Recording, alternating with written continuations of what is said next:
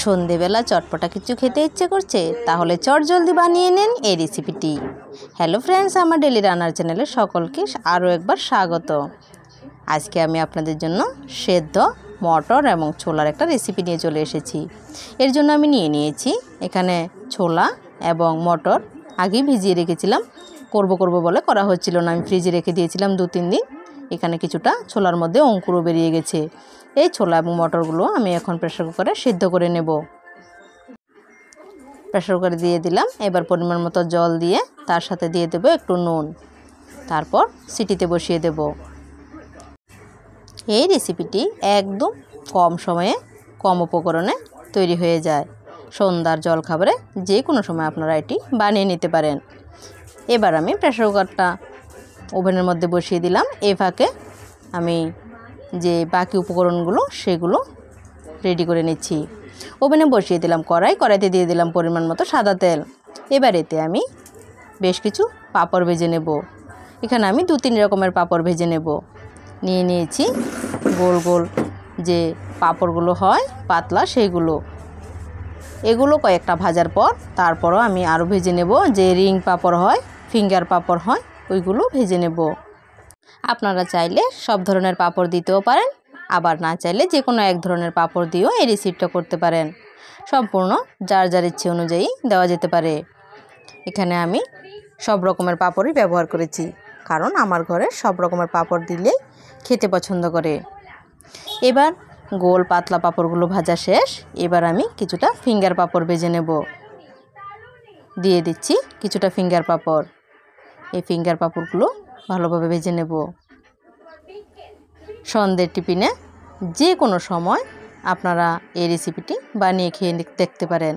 আমরা এই রেসিপিটিকে ভিজা বুট বলি। আপনারা কি বলেন অবশ্যই আমাকে কমেন্ট করে জানাবেন।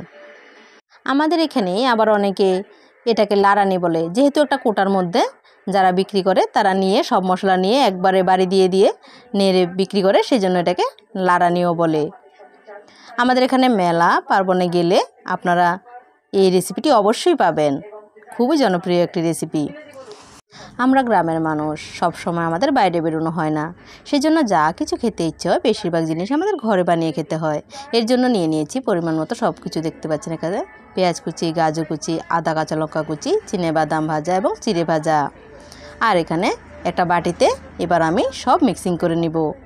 এখানে আমি যেভাবে মিক্সিং করে নিচ্ছি, মেলাতে বা দোকানে গেলে এগুলোকেই একটা কোটাতে ভরে তারপর তারা বাড়ি দিয়ে তারপর দিয়ে দেয় একটা কাগজের প্যাকেট বানিয়ে, তারপর দিয়ে দেয়।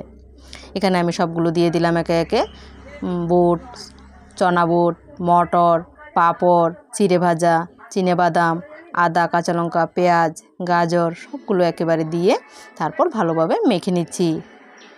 এতে আমি একটা জিনিস স্কিপ করে গেছিলাম, সেটা হচ্ছে ঝুরি ভাজা বা ভুজিয়া।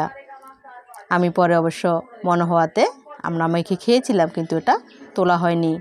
আপনারা অবশ্যই চাইলে এটা দিয়ে খেতে পারেন, আবার এটা ছাড়াও স্বাদ হয়। দিয়ে দিলাম পরিমাণ মতো লবণ ও সর্ষের তেল।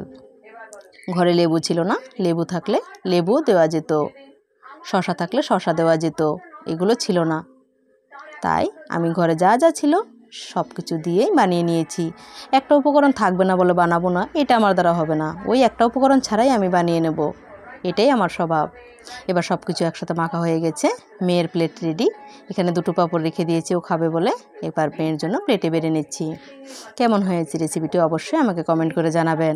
চটজলদি একটা হেলদি রেসিপি। চনা বা মটর সেদ্ধ অবশ্যই একটা হেলদি রেসিপি। এই হেলদি রেসিপিটি অবশ্যই আপনারা বাড়িতে ট্রাই করে দেখবেন। যদি ভিডিওটি ভালো লাগে লাইক, শেয়ার, সাবস্ক্রাইব করে দেবেন। ভিডিওটি শুরু থেকে শেষ পর্যন্ত ধৈর্য ধরে দেখার জন্য আপনাদেরকে অসংখ্য ধন্যবাদ। দেখা হচ্ছে পরবর্তী রেসিপিতে। ততক্ষণ পর্যন্ত সকলে ভালো থাকুন, সুস্থ থাকুন এবং সাবধানে থাকুন আর স্বাস্থ্যকর খাবার খান।